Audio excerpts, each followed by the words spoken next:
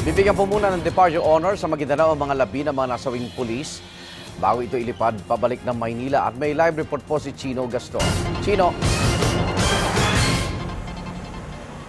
Igan, kasalukuyang kinakarga na nga isa-isa itong mga metal casket ng mga nasawing miyembro ng SAF dito sa mga 6x6 trucks ng Philippine Army dito sa loob ng Camp Siongco sa Awang, Maguindanao, kung saan dadalhin itong mga labi dito sa tarmac area kung saan may tatlong C-130 ang naghihintay para ihatid ang mga labi ng mga nasawing miyembro ng SAF papunta dyan sa Villamor Air Base, kung saan gagawaran naman ng arrival honors sa pangunguna ng DILG at pamunuan ng Philippine National Police itong 42 labi ng mga miyembro ng PNP Special Action Force na namatay nga sa madugong engkwentro sa bayan ng Mamasapano dyan sa Maguindanao noong linggo.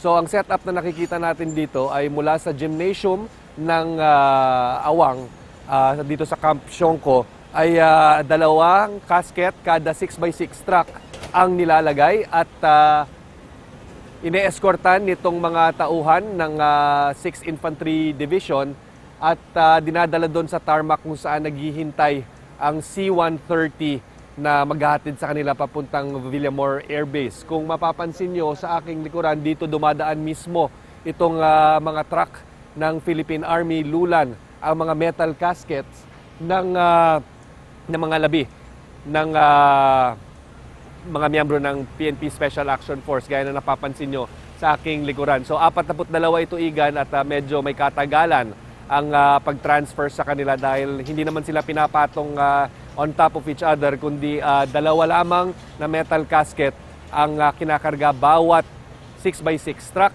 at binubuntutan ng mga tauhan ng Philippine National Police dahil dun sa tarmac inaasahan gagawaran naman ng departure honors itong mga labi ng 42 miyembro ng PNP SAF sa pangunguna ni 6th Infantry Division Commander Major General Edmundo Pangilinan at iba pang matataas na miyembro ng Philippine National Police mula sa region at maging dito sa Maguindanao.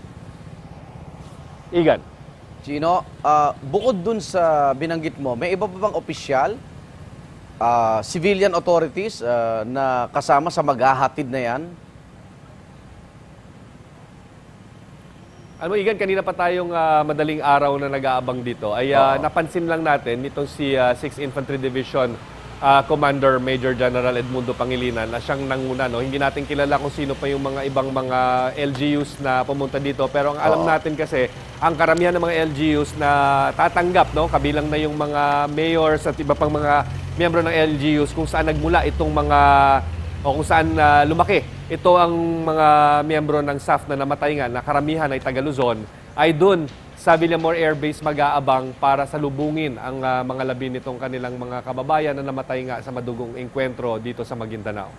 Chino, gusto ko lang... yes, Chino?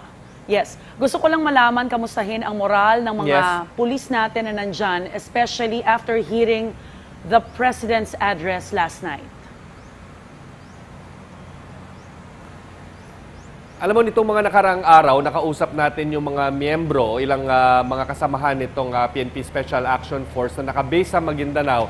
Alam mo, siyempre nalulungkot sila at napakalaking dagok daw sa kanilang hanay ang mawalan o malagasan ng 44 na miyembro ng pinaka-elite na unit ng kanilang kagawaran, no? Particular ito yung PNP. Pero alam mo, nagpipigil din sila kasi gaya bugso ng damdamin, tao lamang sila. Ang gusto talaga nila ay maglunsad ng operasyon para maipaghiganti itong kanilang mga kasamahan. Pero ayon na rin dito sa naging policy ng ating gobyerno ay stand down muna at sa ngayon nga inaayos pa sa mga sandaling ito ang nananaig na tensyon sa pagitan ng gobyerno at maging doon sa Moro Islamic Liberation Front na sa pagkakaintindi natin ay nalagasan din ng mga tauhan at ibig din maghiganti.